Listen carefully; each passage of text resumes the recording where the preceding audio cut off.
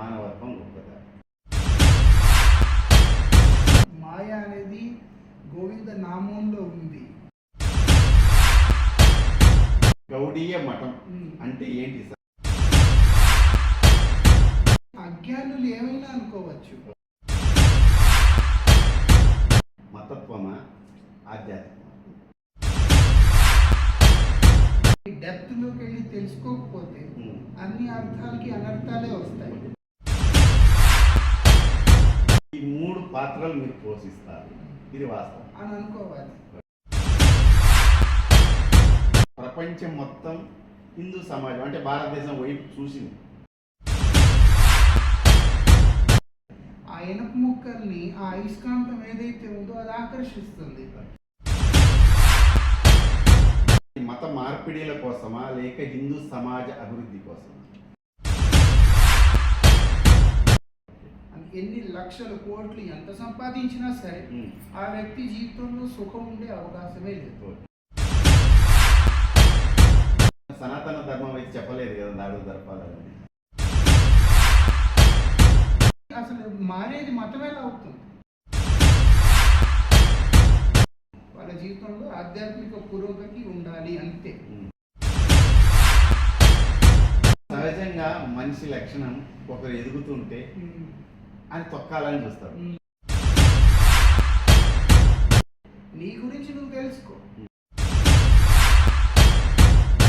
నేనేమో హిందువులో పుట్టి నేను క్రిస్టియన్ అయిపోయా, నేను ముస్లిం అయిపోయా, వీటన్నిటికీ అర్థం లేదు. పరమ పూజ పదశ్రీ భక్తి కింకర దామోదర్ గోస్వామి మహారాజుతో మాట ముచ్చట ధర్మపీఠం విత్ ఏబిఆర్. స్వామి నమస్కారం. మీ ఆశీస్సులు మాకు ఇవ్వాలని కోరుకుంటున్నాను. మీ పేరులోని భావాలు తెలియజేస్తారు. జయ రాజేశ. పరమారాధ్యులైన మా గురుదేవుడు జగద్గురువు విష్ణుపాశ్రీ శ్రీమద్ భక్తివల్లభ తీర్థ గోస్వామి మహారాజులు గారు సన్యాసాశ్రమంలో ప్రవేశం పెట్టినప్పుడు వారు పెట్టిన పేరు భక్తి కింకర్ దామోదర్ మాత్రమే. గురుదేవుల ఆశీర్వాదంగా వచ్చిన పేరు. కాకపోతే ఆ యత్యాశ్రమంలో ఉండటం వల్ల సన్యాసులకు మన శాస్త్రాలు ఇచ్చే గౌరవం వల్ల ముందు వెనక ఈ అలంకారాలు పెట్టడం జరుగుతుంది. ఈ అలంకారం ఎందుకు అంటే యత్యాశ్రమం అంటే తుల్యాశ్రమం. ఇది బ్రాహ్మణ క్షత్రియ వైశ్య శూద్రులు, ఆ తర్వాత బ్రహ్మచారి గృహస్థు వానప్రస్థ, వీటన్నిటికన్నా పైన ఆశ్రమం. అందుకని ఆ ఆశ్రమం యొక్క గొప్పతనం, దాని వైభవాన్ని చూపిస్తూ ఇలాంటి పదాలతో వాళ్ళని సన్మానించడం జరుగుతుంది, గౌరవిస్తూ గురు పరంపరతోనే వచ్చింది. అందుకని చెప్పడం జరుగుతుంది. పరమ పూజ్యపాలంటే ఇక్కడ పాదము అంటే అంటే అది భగవద్ పాద పద్మము అని అర్థం. అందుకే సన్యాసి ఎవరైతే ఉన్నారో ఒక యతి, ఆయన విష్ణు పాద పద్మ స్వరూపంగా చూస్తారు. అందుకే అది పరమ పూజ్య పాదం అని దాని అర్థం.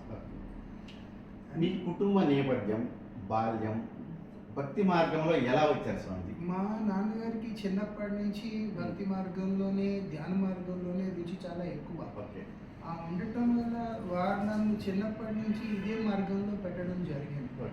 స్కూల్కి వెళ్తున్నా, ఎక్కడికి వెళ్తున్నా సరే సాయంత్రం అయిపోయేసరికి వచ్చి మందిరంలోనే కూర్చోవడం, భక్తుల దగ్గరే కూర్చోవడం. దానివల్ల చిన్నప్పటి నుంచి ఈ మార్గంలో రుచి అనేది అది సహజంగానే వచ్చింది. ఇప్పుడు భాగవతంలో చెప్పినట్టు వర్ణించినట్టు మాతృ గర్భంలో శిశువు ఎప్పుడైతే ఉంటాడో తల్లి చేసే కర్మలు, తల్లి యొక్క మనోభావాలు ఏవైతే ఉన్నాయో వాటన్నిటినీ బిడ్డ లోపల అవన్నీ గ్రహించి బయటకు వచ్చినప్పుడు అదే భావాలతో వస్తాడు. ఈ రోజుల్లో జనాలు ఇది చాలా అర్థం చేసుకోవాల్సిన విషయం. ఈరోజు జనాలు వాళ్ళ తినే ఆహారం, ఆ తర్వాత వాళ్ళు మాట్లాడే తీరు, వాళ్ళు ఎంటర్టైన్ అయ్యే తీరు, అవన్నీ ఇంప్రెషన్స్ అయ్యి ఆ లోపల పుట్టే బిడ్డ మీద పడతాయి. ఆ బిడ్డ ఎప్పుడైతే బయటకు వస్తాడో అదే సంస్కారంతో వస్తాడు. ఇప్పుడు భాగవతంలో ఉంది, హిరణ్యాక్షుడు Hmm. హిరణ్యకశిపుడు, ఓకే. ఎందుకంటే దితి తన మనసులో ఆ సంధ్యా కాలంలో, ఆ అసుర కాలంలో ఓకే. ఆ కశ్యప మహర్షిని కలవాలి అన్న ఒక వాసన భావం ఆమెలో పుట్టుకొచ్చింది. దాని ప్రభావం వల్ల ఆ అసురీక స్వభావంతో వాడు జన్మించాడు. అదే హిరణ్యకశ్యపు భార్య కయాదు నారద మహర్షి ఆశ్రమంలో ఉండి ఆమె నిరంతరం భగవంతుడి యొక్క నామాన్ని స్మరించడం వినటం వల్ల ఆమె గర్భంలో ప్రహ్లాదులు జన్మించారు. అందుకని ఇవన్నీ తల్లిదండ్రులు ఇచ్చిన సంస్కారం చిన్నప్పటి నుంచి వాళ్ళల్లో ఉన్న ఆ గుణం అది ఇలా మార్చింది. ఓకే. ఆధ్యాత్మిక బాటలోకి రావడానికి ఏ గురువుల ప్రోత్సాహం మీకు ఎక్కువ ఉంది? చిన్నప్పటి నుంచి నేను రకరకాల గురువుల దగ్గరికి వెళ్ళడం జరిగింది. కానీ నేను పుట్టింది రాజోల్ దగ్గర, అందుకని పెరిగింది విశాఖపట్నం. అందుకని నేను ఎక్కువగా ఇన్స్పైర్ అయింది స్వామి సుందర చైతన్యానందజీ దగ్గరే. ఆయన తెలుగు ప్రవచనాలు ఉపన్యాసాలు విని ఆ తర్వాత కొన్ని జిఆర్ స్వామి గారి ఉపన్యాసాలు కూడా వినడం జరిగింది. మెల్లిగా చివరికి స్వామి వివేకానందుల వారి టీచింగ్స్ చదివిన తర్వాత ఇంకా వైరాగ్య మార్గంలోకి వెళ్ళాలి, భక్తి మార్గంలోకి వెళ్ళాలి అని నిర్ణయించుకోవడం జరిగింది. అందులో భాగంగా భగవంతుడి అనుగ్రహం, శ్రీ చైతన్య మహాప్రభుల వారి అనుగ్రహం వల్ల 1999లో పరమారాధ్యులైన మా గురుదేవులు శ్రీ భక్తి వల్ల తీర్థ గోస్వామి మహారాజ్ గారి దర్శనం చండీగఢ్లో కలిగింది. అక్కడి నుంచి ఇంకా ఈ ఆధ్యాత్మిక యాత్ర అనేది మొదలైంది. మీరు భారతదేశంతో పాటు ఇతర దేశాలలో పర్యటిస్తూ ప్రచార కార్యక్రమాలు నిర్వహించారు కదా, అది మత మార్పిడిల కోసమా లేక హిందూ సమాజ అభివృద్ధి కోసమా? ఇది వాస్తవికంగా చెప్పాలి అంటే మత మార్పిడి అనే ఉద్దేశాలు మాకు అసలు లేనే లేవు. ఎందుకంటే భక్తి అనేది కులమతాలకి అతీతమైంది. భక్తి అనేది భగవంతుడికి సంబంధించింది. భక్తి అనేది భగవంతుడి ఆరాధన, భగవంతుడిని ప్రేమించడాన్నే భక్తి అంటారు. అందుకని ఎక్కడికి వెళ్ళినా సరే దేంట్లోనూ ఈ మత మార్పిళ్ళు కానీ అలాంటి ఆలోచనలు కానీ ఏమీ ఉండవు. భగవంతుడిని ఆరాధించమని చెప్తాం మనం, ఆ ఆరాధించే మార్గంలోకి వాళ్ళు వస్తారు. కానీ బయట వాళ్ళకి అది మత మార్పిడిలా అనిపించవచ్చు, కానీ మనకు అలాంటి ఉద్దేశాలు కానీ ప్రయత్నాలు కానీ ఏమీ ఉండవు. మీ బోధనలు ఆకట్టుకొని ఇతర మతస్థులు ఎవరైనా ఇందులోకి రావచ్చు? ఖచ్చితంగా రావచ్చు. ఓకే. వాళ్ళందరినీ ప్రేమగా సహృదయంతో వాళ్ళందరినీ స్వీకరించడం జరుగుతుంది. ఓకే. మీరు స్వీకరిస్తారు దీన్ని, అంటే సమాజంలో మత మార్పిడిలే అని అంటారు కదా, అసలు దీని నిర్వచనం ఏంటి చెప్పండి? అజ్ఞానులు ఏమైనా అనుకోవచ్చు. ఏదైనా సబ్జెక్ట్ ఒకటి ఉందంటే అన్లెస్ అండ్ అంటిల్ దాంట్లో మనం ఎంటర్ అయ్యి అది కనుక మనం దాని డెప్త్ లోకి వెళ్ళి తెలుసుకోకపోతే అన్ని అర్థాలకి అనర్థాలే వస్తాయి. ఇతర దేశాల్లో మీరు ప్రచారాలు చేసినప్పుడు బాగా ఆకర్షించారు. ఎందుకు ఆకర్షించారు? అసలు ఆకర్షణ కారణం ఏంటిది? అవతల చాలా మంది మీతో నడిచారు, మీ యాత్రలో కావచ్చు, మీ కార్యక్రమాల్లో. అసలు ఏ మాయ చేశారు సార్ వాళ్ళని? మాయ అనేది గోవింద నామంలో ఉంది. ఆ మ్యాగ్నెటిక్ అట్రాక్షన్ ఏదైతే ఉందో, మనం అందరం ఇనప ముక్కలు లాంటి వాళ్ళం. ఆ ఇనప ముక్కల్ని ఆ అయస్కాంతం ఏదైతే ఉందో అది ఆకర్షిస్తుంది. ఈ ప్రపంచాన్ని ప్రతిదాన్ని ఆకర్షించేది భగవంతుడు. ఆ భగవంతుడి నామం ఎప్పుడైతే ఎక్కడికైతే వెళ్తుందో అక్కడ అందరూ దానికి ఆకర్షింపబడతారు. కాకపోతే ఆ ప్రతినిధి నోటి నుంచి వస్తుంది కాబట్టి చూడటానికి ఎలా అనిపిస్తుంది అంటే ఈ వ్యక్తికి మనం ఆకర్షింపబడుతున్నాము అంతే.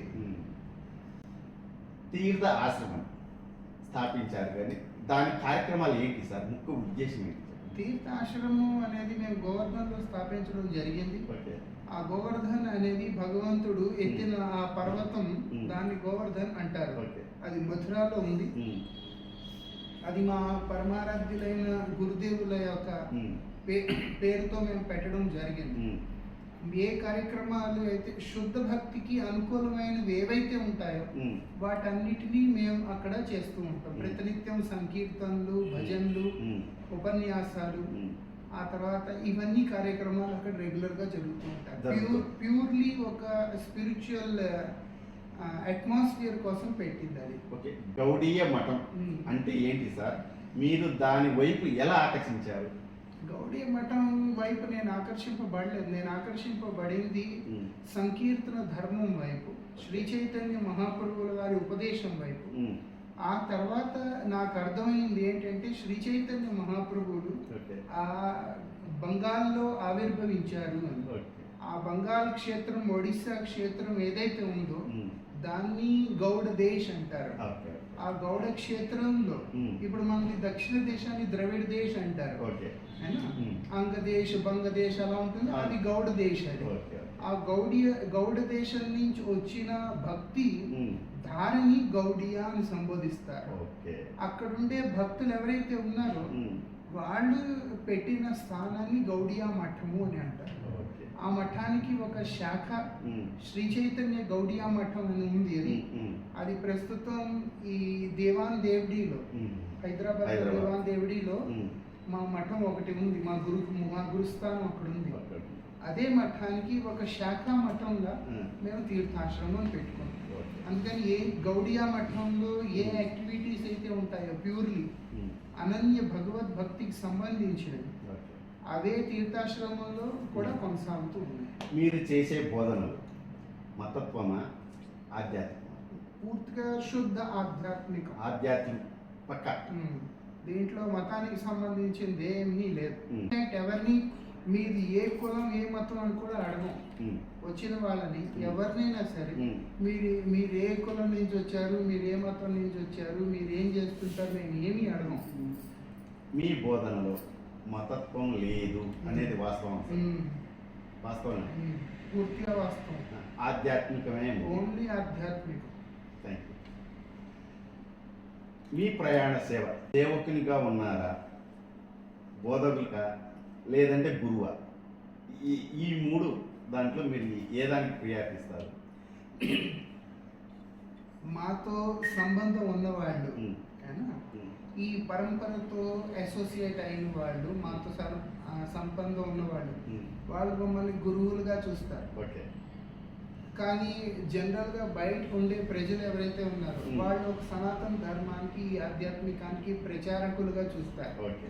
మేము స్వయంగా మా గురువుల పాదాల దగ్గర ఆశ్రయించిన ఒక సాధారణమైన సేవకులుగానే చూస్తాం. ఈ మూడు పాత్రలు మీరు పోషిస్తారు, ఇది వాస్తవం అని అనుకోవాలి. కానీ ముఖ్యమైనది మాత్రం నా భక్తులు ఎలా చూస్తున్నారు, మాకు తెలిసిన వాళ్ళు ఎలా చూస్తున్నారు అన్నది సెకండరీ. మమ్మల్ని మేము మాత్రం ఒక సేవకులుగానే చూస్తాం. ఇటీవల సహజంగా కుంభమేళాలు జరుగుతాయి. ఇప్పుడు మహా కుంభమేళ జరిగింది. తేడా ఏంటిది గురుగారు? అందరూ మనం విన్నాంగా, చాలా మంది మహాపురుషులు చెప్పినట్టు 144 సంవత్సరాలకు ఒకసారి వస్తుంది. అందుకని దీన్ని మహాకుంభ అంటారు. అర్ధ కుంభ, పూర్ణ కుంభ ఇలా అవుతూ ఉంటాయి. ఇలాగా 4 సంవత్సరాలకి, 6 సంవత్సరాలకి, 12 సంవత్సరాలకి, ఇప్పుడు 144 సంవత్సరాలకు ఒకసారి అయ్యింది అంతే. అంటే ఈ మహాకుంభ మేళ జరిగింది అంటే ప్రపంచం మొత్తం హిందూ సమాజం అంటే భారతదేశం వైపు చూసింది. అక్కడి నుంచి కూడా చాలామంది దీన్ని తెలుసుకోవాలని మన దేశానికి వచ్చారు. ఆ కుంభమేళలో, మహాకుంభమేళలో పాల్గొన్నారు. ఇప్పుడు అంటే దీన్ని ఎలా అర్థం చేసుకోవాలా? దీన్ని మనం అర్థం చేసుకోవాలి చాలా మంచిగా. ఏదో రకంగా జనాల్లో ఒక ఈ హిందూ ధర్మం పట్ల ఒక రకమైన జాగృతి అనేది వస్తుంది అని. ఎందుకంటే భారతదేశం ఏదైతే ఉందో అది ధర్మ ప్రధానం. అలాంటిది ఇక్కడ జనాలు నాస్తికులైపోతే దానివల్ల మన దేశానికి కాదు కలిగే హాని, మన జీవితాలకే హాని కలుగుతుంది. ఇప్పుడు మీ గురువుల మాటలు, రచనలు వివిధ దేశాలలో పుస్తకాలు ముద్రించి ఉచితంగా పంపిణీ చేస్తారు కదా, అసలు మీ ఉద్దేశం ఏంటి సార్? మాది ఒక ఉద్దేశం, జనాలందరికీ వాళ్ళ జీవితానికి కారణం ఏంటి, ఆధారం, వాళ్ళ జన్మకి ఆధారం ఏంటి, అవి వాళ్ళు తెలుసుకోవాలి. తెలుసుకొని వాళ్ళు ఆధ్యాత్మికంగా ముందుకు రావాలి. వాళ్ళ జీవితంలో ఆధ్యాత్మిక పురోగతి ఉండాలి అంతే. ఎందుకు అంటే ఎన్ని చేసినా సరే ఆధ్యాత్మిక మార్గంలో కనుక మనం ముందుకు వెళ్ళలేకపోతే మన జీవితంలో మిగిలేది దుఃఖం తప్ప ఇంకేమీ ఉండదు. ఎన్ని లక్షల కోట్లు ఎంత సంపాదించినా సరే ఆ వ్యక్తి జీవితంలో సుఖం ఉండే అవకాశమే లేదు. సుఖస్య ఆత్మరూపం అన్నారు. మనల్ని మనం ఎప్పుడైతే తెలుసుకోగలుగుతామో నేనెవరిని, నా రూట్స్ ఏంటి, అప్పుడు ఆ వ్యక్తి సుఖపడతాడు. ఆ వ్యక్తి ఆ విషయాలు తెలుసుకోవాలి అని ఈ గ్రంథ రచనలు వీటిని పంపిణీ చేయడం అనేది జరుగుతుంది. ఈ పంపిణీలో అంటే మీరు అనుకున్నది సాధించారా? అంటే జనాల్లో మీరు పంపించారు, ఆ రెస్పాన్స్ కానీ లేదంటే అది ఎలా? ఒక రకంగా చెప్పాలి అంటే సాధిస్తూనే ఉన్నాం, కానీ ఇంకొకటి మన ప్రయత్నం మాత్రమే. మనం ఒక రకంగా ప్రయత్నం చేస్తాం, ఆ ప్రయత్నాన్ని మనం ముందు పెట్టడానికి ప్రయత్నిస్తాం. ఎంతమంది దాన్ని అడ్వాంటేజ్ తీసుకుంటారో అంతమంది లాభాన్వితులు అవుతారు. హిందూ ధర్మానికి మూల స్తంభం ఆలయాలు అంటే అసలు మీ అభిప్రాయం ఏంటి? అంతే, ఖచ్చితంగా. అంటే ఆలయాలే కాదు అసలు చెప్పాలంటే, ఆ ఆలయాలు కట్టించడానికి ఎవరైతే కారణమయ్యారో వాళ్ళే దానికి మూల స్తంభం. ఒక ఇన్స్టిట్యూట్ ఉంది, ఆ ఇన్స్టిట్యూట్ ఏదేదో యాక్టివిటీస్ చేస్తోంది, అందరూ అంటారు ఇన్స్టిట్యూట్ చేసిందని, కానీ ఆ ఇన్స్టిట్యూట్ వెనకాతలో ఉన్న ఐడియా ఏదైతే ఉందో అది ఒక ఫామ్ లో మన ఎదురుగా రావడం వల్ల మనకు అలా కనబడుతుంది. మీ మఠం ఇలాంటి ఏమన్నా? డెఫినెట్ గా మా గురుస్థానాలు ఇంచుమించుగా చైతన్య మహాప్రభువుల పరంపరలో మొత్తం ఉన్న మందిరాలు ఈ ప్రపంచంలో ఎన్నో వేలల్లో ఉన్నాయి. ప్రచార కేంద్రాలు అన్ని కలిపి వేలల్లో ఉన్నాయి అసలు. దాని భాగంగా మా గురుదేవుల ఆధ్వర్యంలో ఇంచుమించుగా ఒక 30 మఠాల వరకు ఉన్నాయి భారతదేశం అంతా. ఆ తర్వాత ఫారెన్ ల్యాండ్ లో కూడా ఉన్నాయి. హిందూ సనాతన ధర్మం గురించి మా ప్రేక్షకులకు తెలియజేస్తారు. సనాతన ధర్మం అనేది మొట్టమొదటి మనందరం చాలా స్పష్టంగా అర్థం చేసుకోవాలి. ఎప్పుడైతే దీన్ని మనం ఇంగ్లీష్లో ట్రాన్స్లేట్ చేస్తామో అది రిలీజన్ అని అనుకుంటాం ధర్మాన్ని. ధర్మం రిలీజన్ రెండు డిఫరెంట్ సబ్జెక్ట్స్. ధర్మము అంటే నేచర్ ఆఫ్ ది సబ్జెక్ట్.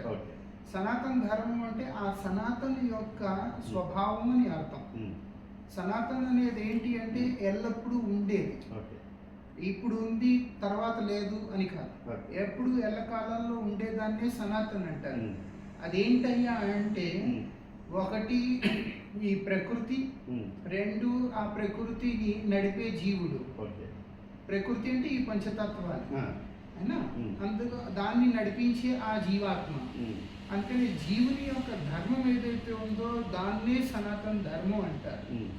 ఆ దృష్టిలో చూస్తే మనం ఈ ప్రపంచంలో ఉండే ప్రతి ప్రాణి, మనిషి, పశువు, పక్షి, పురుగు ఏదైనా సరే వాటన్నిటికీ ఒకే ఒక ధర్మం ఉంది. అదేంటయ్యా అంటే అది భగవంతుడిని ఆశ్రయించడం.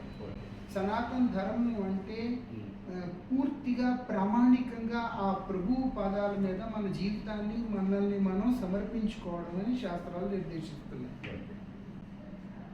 అంటే దయాగుణం ఉండాలి, అది స్వతహాగా వచ్చేస్తుంది. ఎప్పుడైతే మనం ఒక వ్యక్తిని ప్రేమిస్తున్నామో ఆ వ్యక్తి పట్ల మనలో దయ అనేది స్వాభావికంగా వస్తుంది. ప్రేమ, దయ, సహనం. ఆ వ్యక్తి వ్యవహారం మనకి నచ్చదు, అయినా సరే మనం ప్రేమిస్తున్నాం కాబట్టి మనం సహిస్తున్నాం.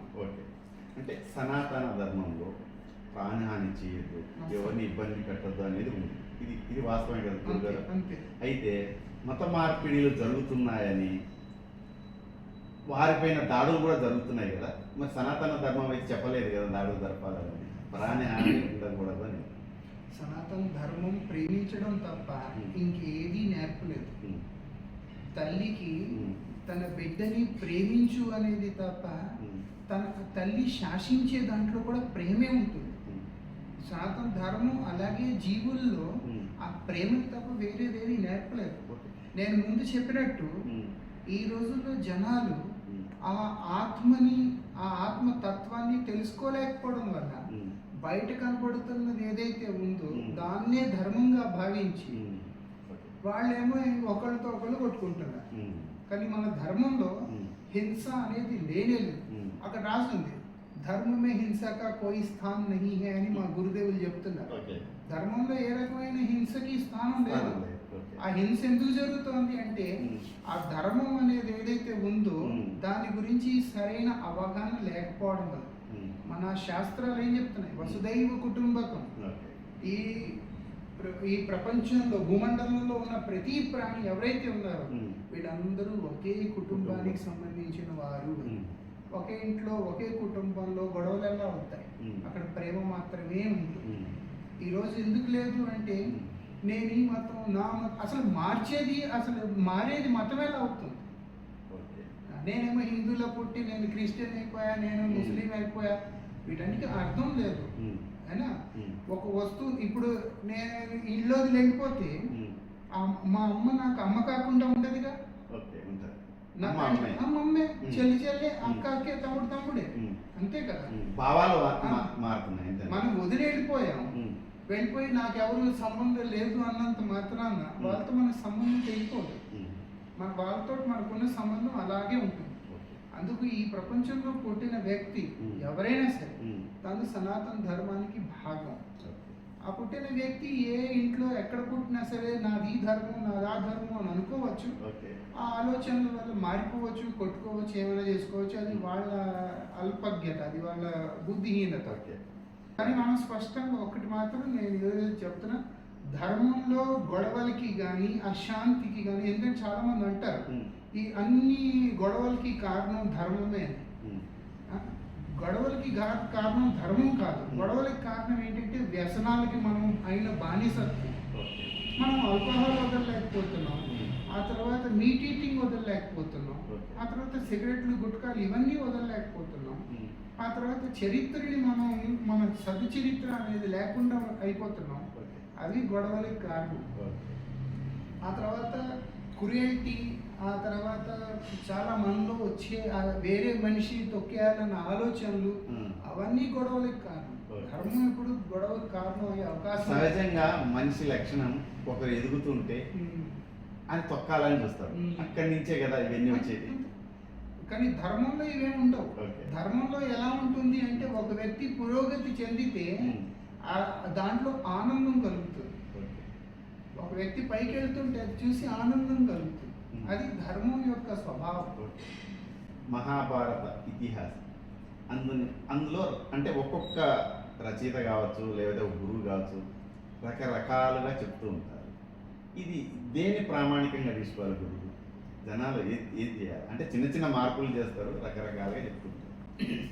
సనాతన ధర్మం అనేది ఏదైతే ఉందో దాంట్లో ప్రతి క్లాస్లో ఎవరైతే ఏ లెవెల్లో ఉన్నారో వాళ్ళందరి కోసం అక్కడ ఒక్కొక్క రకమైన ఇన్స్ట్రక్షన్స్ ఇవ్వడం జరిగింది. ఇప్పుడు ఒక స్కూల్ ఉంది, దాంట్లో ఒక ఎడ్యుకేషన్ సిస్టమ్ ఉంది. దాంట్లో ఎల్కేజీ ఉంది, ఫస్ట్ స్టాండర్డ్ ఉంది, 10th ఉంది, డిగ్రీ ఉంది, అన్నీ ఉన్నాయి.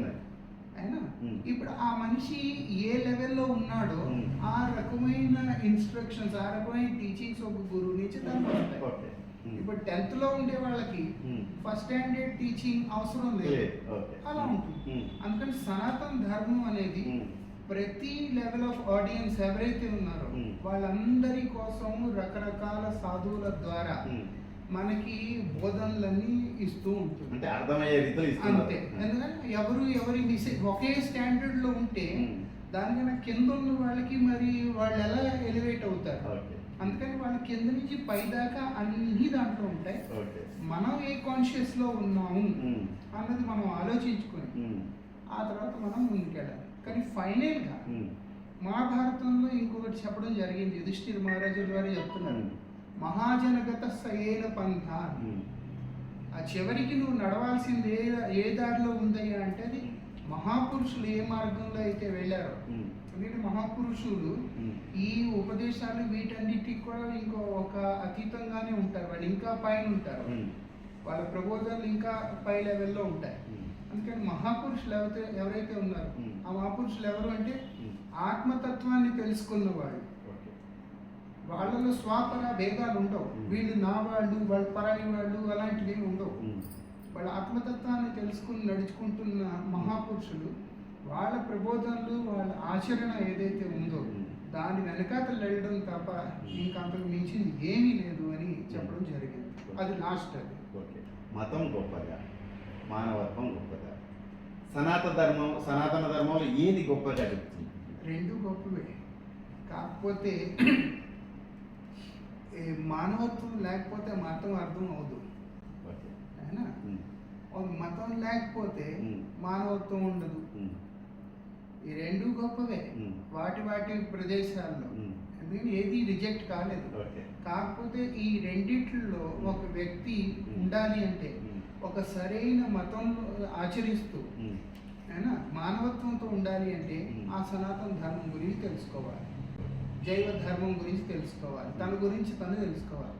నేను చెప్తుంది కదా, వేదాంత సూత్రాలు చెప్తున్నాయి. అథాతో బ్రహ్మ జిజ్ఞాస, ఆ తర్వాత చెప్తున్నారు మళ్ళీ జన్మాదస్యయత, ఆ తర్వాత చెప్తున్నారు తత్వమసి. ఇవన్నీ ఒక సీరియల్లో ఉన్నాయి. నీ గురించి నువ్వు తెలుసుకో. ఎవరైతే తన గురించి తాను తెలుసుకుంటాడో తను ప్రతిదీ అర్థం చేసుకోగలుగుతాడు. అప్పుడు అసలు ఏ కౌంటర్స్ క్లాషెస్ ఏవి ఉండవు. మానవత్వం లేని మనిషికి అర్థం లేదు, మతం లేని వ్యక్తికి ఆధారం లేదు, ఏం లేదు. కానీ ఈ రెండిటికి బేస్ అనేది ఏదైతే ఉందో అది యాక్చువల్గా సనాతన ధర్మం. Thank you sir.